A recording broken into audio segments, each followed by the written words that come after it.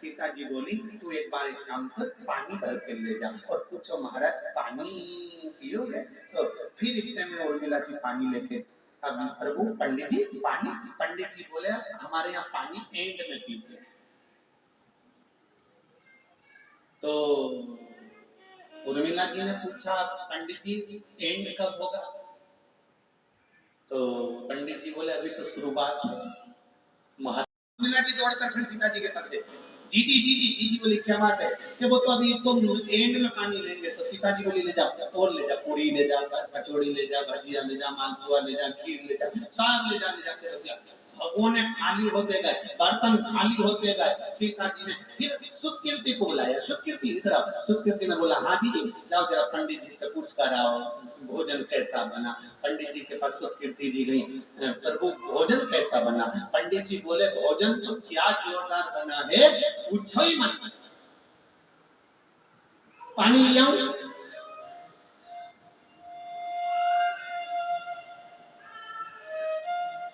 शंकर जी बोले एंड में ले। जैसे सुकीर्ति जी अंदर गई, सीता जी ने पूछा उड़ गया? सुकीर्ति जी बोली वो तो अपन सबको उठा के उठ गया, कोई ऐसे उठने वाला है, अभी तो बैठा। कैकई मैया आ गई। कैकई जी ने पूछा सीता तुम्हारे सिर पर पसीने की बूंद जमी हुई है, श्राद्ध चल रहा है ससुर का और तुम्हारे सिर पर पसीने की बूंद, कोई दिक्कत है क्या? नहीं मां, एक ब्राह्मण भोजन करने बैठा है। कैकई बोली वो तो सब ब्राह्मणों के साथ बैठा था। हाँ मां, 5 बार की पंगत उड़ गई पर अभी तक वो नहीं उठा। मां तो अब तो सवेरे का भोजन चल रहा है 10 बजे का, दोपहर की 2-3 बज गई, अब तो उठने वाला होगा, जाओ थोड़ा और दिया। तो सीता जी बोली दे तू आती मां, पर भंडारे में भोजन की कमती हो गई।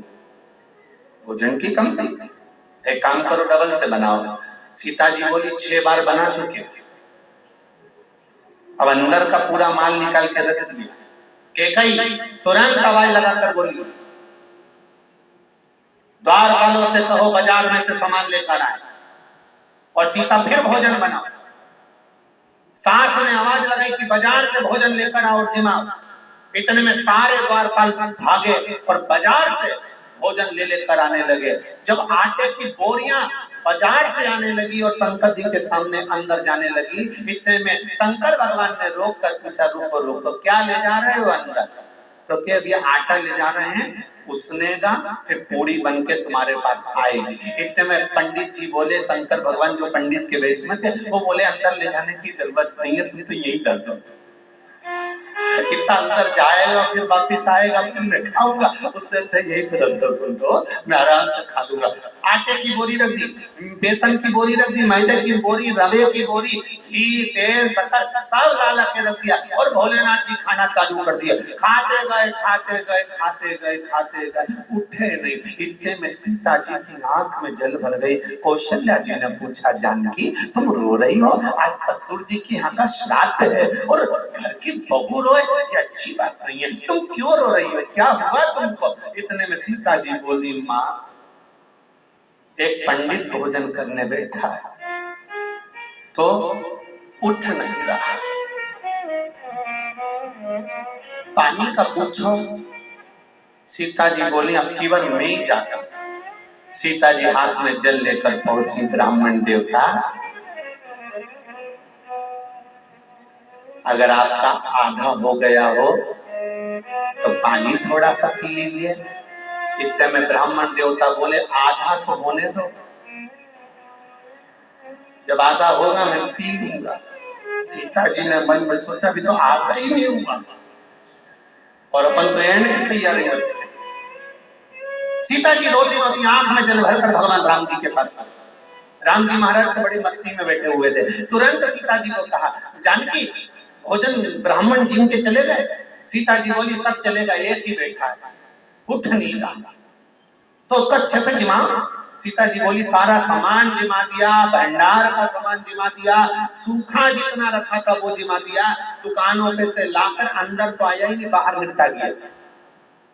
तो राम जी बोले फिर? सीता जी बोली अब आप बताओ क्या करें। राम जी बोले पहले मुझे देखने दो कि भोजन करने बैठा कौन है। मेरे राम जी जो जाकर झरोके में से झांकते से पहचान गए कि आज मेरे महादेव अकेले नहीं 33 कोटि देवी देवताओं को अपने अंदर बिठाकर भोजन कर, आज मेरे महादेव 33 कोटि देवताओं के अंदर बिठाकर भोजन कर रहे हैं। तब सीता जी को आवाज लगाकर कहा अब तू मत जा, जो ज्यादा एक्शन मारे ना तो कुछ मत करो, जो पार्टी में ज्यादा इतराए उसकी पत्नी को लाके खड़ा कर दो, फिर देखो बापड़े तुरंत चुप साइलेंट, फिर हंसेगा भी नहीं, और हंसेगा भी तो उतना ही उसको देख कर, इससे ज्यादा हंसेगा भी नहीं।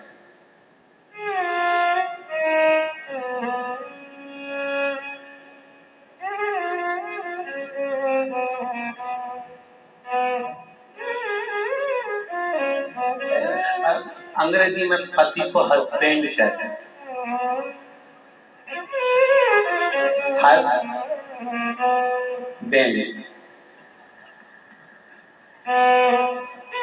वो बैंड गलत हो गया, पहले था हस्बैंड, हंसने पे बैंड है और वो बैंड लगा दिया। अब शिवजी को देखकर राम जी ने कहा तू टेंशन मत ले सीता, रुक जा, अब तो रुक जा, मैं अभी आमंत्रित करता हूँ। और भगवान राम ने माँ जगत जननी जगदम्बा माता पार्वती का आह्वान किया, हे माँ पधारो, स्वामी भोजन कर रहे हैं और माता के बिना भोजन हो जाए ये श्रेष्ठता नहीं है। पार्वती जी ने कहा मेरे स्वामी? हाँ मेरे स्वामी। 3 ऐसे हैं जिनका नाम बार बार नहीं लिया जाता। पहला, एक सौभाग्यवती नारी अर्धांगिनी पत्नी अपने पति का नाम बार बार अगर लेती है तो तिल भर उसकी उम्र घटती है और उसके शरीर में रोग प्रारंभ होता है, गर्ग संहिता में वर्णन है। दूसरा, घर की माँ ज्येष्ठ पुत्र का नाम बार बार लेती है तो वो ज्येष्ठ पुत्र को जीवन में दुख बहुत झेलना पड़ता है। ज्येष्ठ पुत्र घर का बड़ा पुत्र। हाँ, अगर घर में बड़ी बेटी है उसके बाद पुत्र है तो वो ज्येष्ठ नहीं कहलाएगा।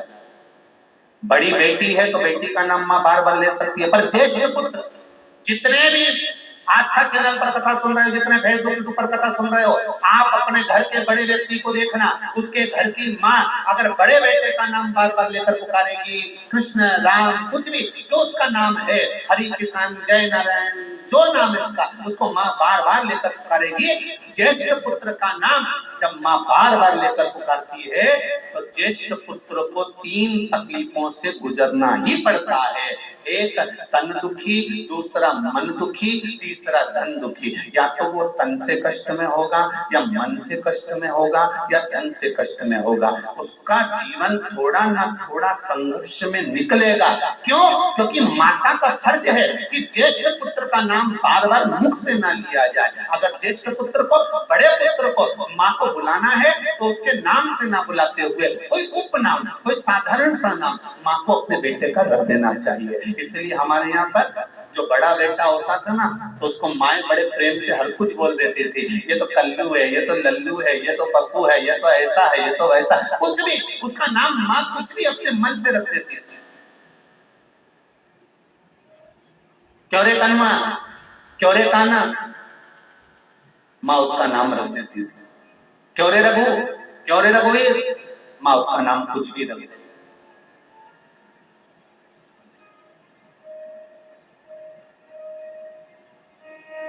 पहला, सौभाग्यवती नारी अपने पति का नाम देती है, तिल पर उम्र घटती। दूसरा, माँ अपने ज्येष्ठ पुत्र का नाम बार बार ना ले, उसका नाम परिवर्तित कर दे। ये मेरा लाला है, नाम कुछ भी हो, ये लाला है, ये कान्हा है, उसका नाम चेंज करके बदल। बोलते समय बार बार अगर ज्येष्ठ पुत्र का आप भी देखना, ये शास्त्रों के जो सुख हैं आप अपने घर में देख सकते हैं, आप अपने घर में अनुभव करना। जो घर का बड़ा बेटा है और माँ उसका नाम, जो उसका नाम है उसी को माँ बार बार लेकर पुकारती है, तो जो बड़का घर का बड़ा बेटा होता है, ज्येष्ठ पुत्र होता है, उसको थोड़ा ना थोड़ा कष्ट सहन करना ही पड़ता है। तीसरे नंबर पर गुरु का नाम।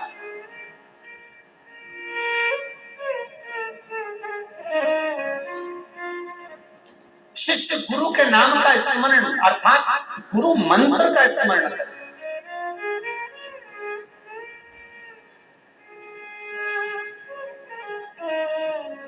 बार बार आप बोल सकते हो ये हमारे गुरुजी हैं, ये हमारे गुरुजी हैं, साहब वो अशोक नगर में रहते हैं, साहब वो गुना में रहते हैं, साहब वो शिवपुरी में रहते हैं, साहब वो वहां रहते हैं। आप कह सकते हो ये हमारे गुरुजी हैं, उस मठ में रहते हैं, वो हमारे गुरुजी हैं। आदमी पहचान जाएगा। क्या नाम लेना गुरु का जरूरी है कि वो कमलकांत जी, वो रामकिशोर जी, ये हमारे नाम?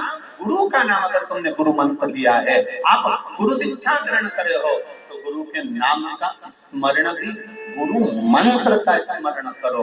पर गुरु का नाम बार बार अपनी जिज्ञा से नहीं कि मेरा गुरु तो ये नाम है, उनका ये नाम है, मेरे ये नाम है, ये नाम है, हरि कृष्ण नाम है तो जय नारायण नाम है तो राम कृष्ण नाम है। नहीं नहीं नहीं, वो मेरे गुरु हैं, बस गुरु पद मूल है, गुरु पद के मूल। पार्वती जी ने पूछा कौन? मेरे स्वामी।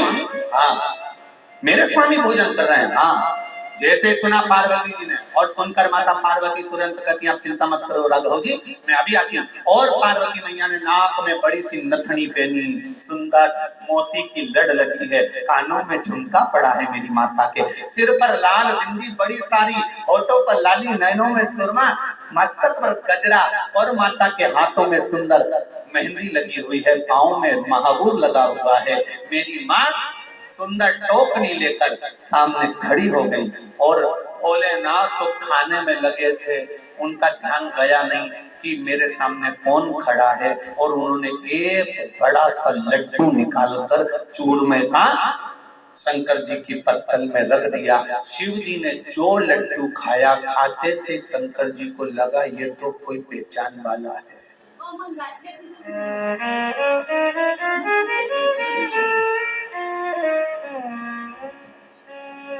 तुरंत देखा तक नहीं कि कौन ने परोसा, उतनी देर में पहचान लिया।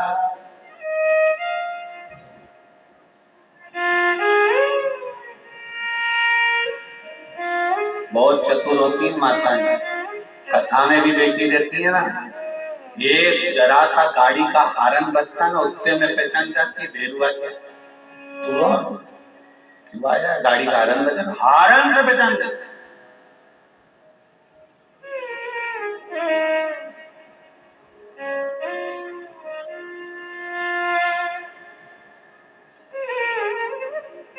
सबसे ज्यादा दिक्कत पहले की रामलीलाओं में बहुत आती थी। रामलीलाओं में पति भी जाता था, पत्नी भी जाती थी, और रामलीला होती थी रात की। अब पत्नी को टेंशन रहता था, दिख नहीं रिया, अब इसको अपना पति नहीं दिखे तो ये पर्ची लिख के भेज दे मंच पे, कालू सिंह तुम्हारी माता जी की तबीयत ज्यादा खराब है, तुमको घर पे बुला रहा है। अब इसको दिख नहीं दिया था बहुत देर से, तो इसने पर्ची भेजी और मंच में रामलीला वाले में एक माइक पकड़ के बैठा, जैसे हमारा आशीष पूछ बजा